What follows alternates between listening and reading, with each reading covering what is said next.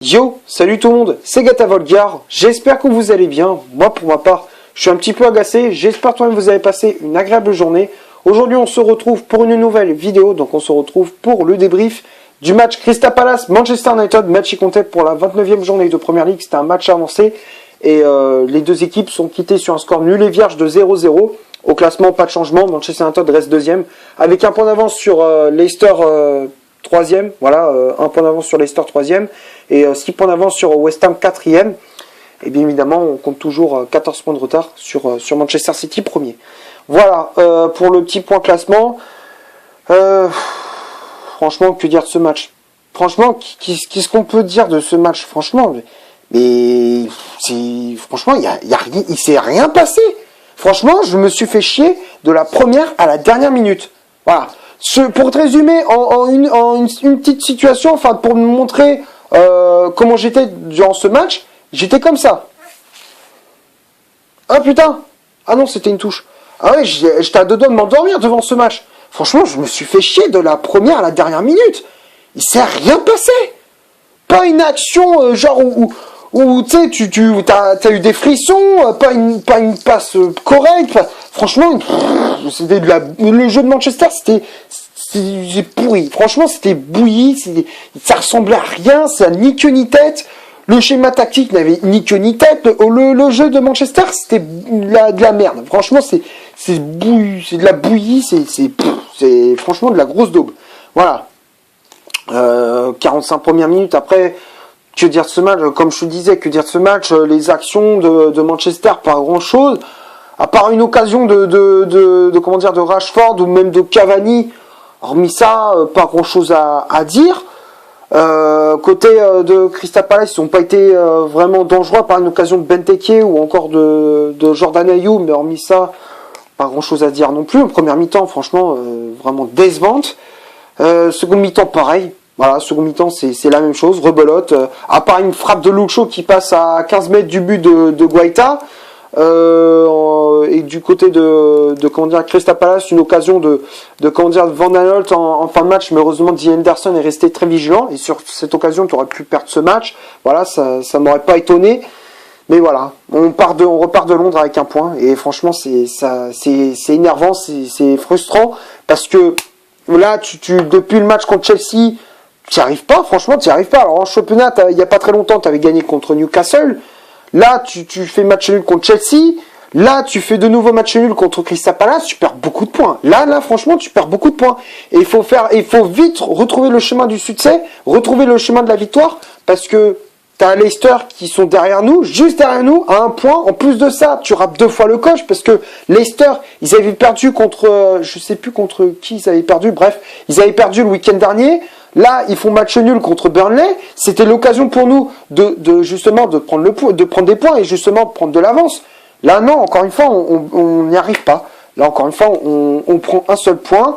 Franchement, c'est frustrant. Voilà, on peut avoir des regrets et si en fin de saison on finit deuxième, enfin si on finit deuxième et voilà, on s'en sort plutôt bien. Franchement, si on termine deuxième avec ces prestations, franchement, c'est un miracle. Franchement, c'est un miracle. Parce que là, c'est le brouillard complet. Franchement, c'est le flou. C'est très très flou le jeu de Manchester United dans ce match. Et même pour la suite, j'espère que ça va pas avoir de conséquences par la suite. Franchement, j'espère que les prestations de Manchester United là, vont pas avoir de conséquences. Voilà. Donc on va passer maintenant à la composition d'équipe que Ole Gunnar Solskjaer a aligné. Bon, il a fait un petit peu tourner son effectif, mais moi j'aurais bien aimé voir un peu plus de joueurs sur le terrain, enfin de changements. J'aurais bien aimé voir Van de Beek, mais il n'était pas sur la feuille de match. Voilà, je sais pas ce qu'il en a fait Ole Gunnar Solskjaer. Est-ce qu'il l'a mis dans sa cave chez lui? Je ne sais pas, mais en tout cas il était absent du match. Enfin, il n'était pas sur la feuille de match. J'aurais bien aimé voir le jeune Shortire. J'aurais bien aimé voir le jeune Amad Diallo titulaire d'entrée. Voilà, pour au moins faire tourner l'effectif, pour faire souffler un peu tout le monde. Je sais pas, comme Bruno Fernandes, voilà, Rashford, voilà, pour faire tourner un petit peu l'effectif. Mais bon, voilà, ça n'a pas été le cas. Donc 4-2-3-1, voilà, aligné par Ole Gunnar Solskjaer. Dean Henderson dans les buts de Manchester United à la place de De Gea, qui était indisponible pour ce match, voilà, pour des raisons soi-disant personnelles, je ne sais pas. Bref, en tout cas, c'était Dean Henderson dans les buts de Manchester. Chez central, Eric Bailly, Maguire qui avait le brassard de capitaine. Les latéraux, Wan-Bissaka à droite, Luke Shaw à gauche. Fred et Matic devant la défense. Bruno Fernandes en numéro 10. Greenwood, milieu latéral droit. Marcus Rashford, milieu latéral gauche. Chez la pointe de l'attaque de Manchester United, c'était Edinson Cavani à la place d'Anthony Martial, blessé. Donc, Matador qui faisait son retour dans le 11 de départ. Donc après, il y avait les remplaçants qui étaient entrés en jeu. Il y avait McTominay qui était entré en jeu à la place de Fred. Et Daniel James qui est entré en jeu à la place de Cavani. Voilà, pour le 11 de départ de Solskjaer. Comme je disais, bon, il a fait quelques changements, mais moi j'aurais bien aimé voir Amad Diallo titulaire, voilà, pour justement faire souffler Bruno Fernandes, Marcus Rashford, les joueurs importants, les cadres de cette équipe. Après, le problème c'est que Solskjaer, les choix qu'il fait, franchement, les choix ils sont trop tard. Tu vois que déjà, à la mi-temps, il aurait dû déjà faire sortir Fred. Voilà, il attend la 75e pour faire rentrer McTominay, mais c'est trop tard. Et il aurait dû déjà le faire rentrer à la mi-temps pour apporter une certaine stabilité et pourquoi pas, se créer des occasions, voilà, apporter du lion au milieu de terrain parce que là, c'était pas le cas. Beaucoup trop de déchets techniques avec Fred et en fin de match, il fait rentrer Daniel James, mais c'était trop tard aussi. Daniel James, voilà, même si je l'aime bien, même si en ce moment il est dans une bonne période, il est dans une bonne forme, mais c'est pas à ce moment-là qu'il faut le faire rentrer. Et même, moi, j'aurais pas fait sortir Cavani. J'aurais fait sortir Mason Greenwood parce que Greenwood, il était complètement cramé. Il bouillit ce joueur. Franchement, il était complètement cuit. Voilà, comme Fernandes, comme Rashford. Voilà. Et là, ils n'y arrivaient pas. Donc voilà. Donc j'ai fait à peu près le tour dans le 11 de départ de Solskjaer. Donc on va passer maintenant aux statistiques de cette vidéo. Donc on va commencer par celle de Manchester United, enfin de Crystal Palace, pardon. Les Eagles, c'est 37% de possession de balle, 4 corners, 5 tirs au total, dont 2 tirs cadrés, une position de hors-jeu. Donc tout ça, c'est du côté de Crystal Palace. Et du côté de Manchester United, c'est 63% de possession de balle, 6 corners, 7 tirs au total, dont une frappe cadrée seulement, les gars. Franchement, c'est très maigre, hein. C'est très pauvre, hein. En termes d'occasion du côté de Manchester United, c'est très très pauvre. Voilà. Et 2 positions de leur jeu, donc tout ça c'est du côté de Manchester United. Voilà, franchement, franchement, on a fait preuve de fébrilité offensivement. Alors même si défensivement on a fait taf, mais offensivement, franchement, on a quasiment rien vu.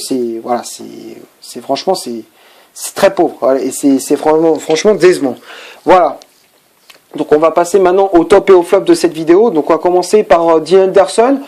Pour moi, Dean Henderson, il a fait le taf. Voilà, il a remplacé David De Gea. Il a fait le taf. Voilà, il a fait de bonnes interventions, même s'il n'a pas eu grand-chose à faire. Voilà, le peu de choses qu'il avait à faire, les peu d'occasions qui devaient être, vigilant. Voilà, il y avait des occasions pour Crystal Palace. Il devait être vigilant, c'est ce qu'il a fait. Voilà, il a fait le taf. Il a fait des interventions devant Benteke, devant Van Aanholt ou encore Jordan Ayew. Voilà, il a été très précieux en fin de match. Il a rassuré la défense de Manchester. Voilà, j'ai trouvé que Dean Henderson, il a fait taf. Voilà, donc pour moi, Dean Henderson, je mets dans le top. Après, la charnière centrale, Bailly, Maguire, les deux, ils ont fait le taf. Voilà, Bailly qui a fait de bonnes interventions, même s'il était un petit peu en difficulté. Voilà, il a fait quand même il a fait quand même le taf. Voilà, Maguire, pareil. Les deux, pour moi, je les mets dans le top. Après, les latéraux, Wan-Bissaka et Luke Shaw, défensivement, ça allait. Par contre, offensivement, franchement, c'est bouilli aussi. Franchement, il y avait beaucoup trop de déchets techniques. Luke Shaw, les centres étaient quasiment foirés. Wan-Bissaka, pareil. Même Wan-Bissaka, normalement, quand il doit se projeter vers l'avant, il le faisait pas. Franchement, ça manquait d'agressivité, ça manquait d'accélération, de rythme. C'était mou, franchement. Moi, j'ai trouvé que nos latéraux, ils étaient vraiment mous. Le rythme était franchement lent, quoi. Voilà. Moi, j'ai trouvé que ça manquait de peps. Voilà. Donc pour moi, Wan-Bissaka et Luke Shaw, défensivement ça allait, mais offensivement voilà, franchement je les ai trouvés très décevants. Donc pour moi, Wan-Bissaka et Luke Shaw, j'ai mis dans le flop. Après, le milieu de terrain, Matic et Fred. Fred, pour moi, je le mettrais dans le flop parce que pour moi, il a été décevant, perdre beaucoup trop de déchets techniques, beaucoup de pertes de balles au milieu de terrain. Après Matic, bon, ça allait encore. Voilà, Matic, pour moi, il a fait le taf. Offensivement, il a essayé d'apporter, mais voilà, il était tout seul, il n'y arrivait pas. Défensivement, il a fait le taf, il a fait de bonnes interventions. Voilà, donc pour moi, Matic, il a fait le taf. Moi, j'ai préféré le match de Matic par rapport à celui de Fred. Voilà, donc pour moi, Matic, je mets dans le top. Après, Bruno Fernandes, décevant. Voilà, son jeu, beaucoup trop de déchets techniques. Voilà, on se voyait qu'il était un peu cramé, il était fatigué. Voilà, moi je comprends pas pourquoi Solskjaer il l'a encore mis titulaire, alors que dans ce match-là, pour moi, je pense qu'on n'aurait pas eu besoin de Bruno Fernandes. Pour moi, j'aurais préféré voir Donny van de Beek. Voilà, mais là, comme je disais, Solskjaer, j'ai l'impression qu'il l'a mis dans sa cave. Voilà, donc pour moi, Bruno Fernandes, pour en venir à ce joueur, pour moi, Fernandes, la prestation de Fernandes a été décevante. Bon, pour moi, Fernandes, je mets dans le flop. Greenwood et Rashford, pareil. Voilà, moi, j'ai trouvé décevant, beaucoup trop de déchets techniques, ils n'y arrivaient pas un pied devant l'autre. Greenwood, trop perte de balles, manque de rythme, pareil pour Rashford. Voilà, donc pour moi, les deux, je les mets dans le flop. À la limite, Cavani, c'est le seul joueur qui, offensivement, se battait, voilà, qui mouillait le maillot, qui avait de la grinta. Et puis, voilà. Moi, pour moi, c'est le seul joueur qui a été bon offensivement. Donc voilà. Donc, pour moi, Cavani, voilà, encore une fois, il a été à la hauteur. Donc, pour moi, Cavani, je mets dans le top, même si, voilà, il s'est pas créé des occasions, même s'il a eu du mal à avoir des ballons. Pour moi, c'est lui qui a mouillé le maillot. Voilà, c'est lui qui s'est battu le plus sur le terrain. Et après, les remplaçants, McTominay et Daniel James. McTominay, à la limite, il a fait une bonne entrée en jeu. Mais bon, voilà, il n'a pas apporté suffisamment pour, voilà, mais il était rentré, le changement était trop tard. Donc, moi, j'ai trouvé que, mais sinon, il a fait une bonne entrée en jeu. Moi, j'ai trouvé que McTominay, il était assez intéressant. Mais moi, pour moi, Solskjaer, il aurait dû faire entrer McTominay à la mi-temps. Et Daniel James, il a fait une bonne entrée en jeu aussi, mais c'était trop tard aussi. Voilà, les choix de Solskjaer sont trop tardifs. Voilà, donc pour moi, les flops durant cette rencontre du côté de Manchester United, pour moi, c'est Wan-Bissaka, Luke Shaw, Fred, Bruno Fernandes, Greenwood et Marcus Rashford. Voilà, pour moi, c'est les flops du côté de Manchester United. Voilà, donc c'est tout ce que j'avais à dire pour ce Crystal Palace Manchester United. J'espère que la vidéo vous aura plu. Si c'est le cas, vous laissez un énorme like. Tu cliques ici pour t'abonner pour rien rater de mes vidéos. Tu cliques ici pour voir une autre site. Je te souhaite, n'hésite pas à rejoindre mon compte Instagram qui est dans la description. D'ici là, portez-vous bien. On se retrouve pour une prochaine vidéo. Ciao!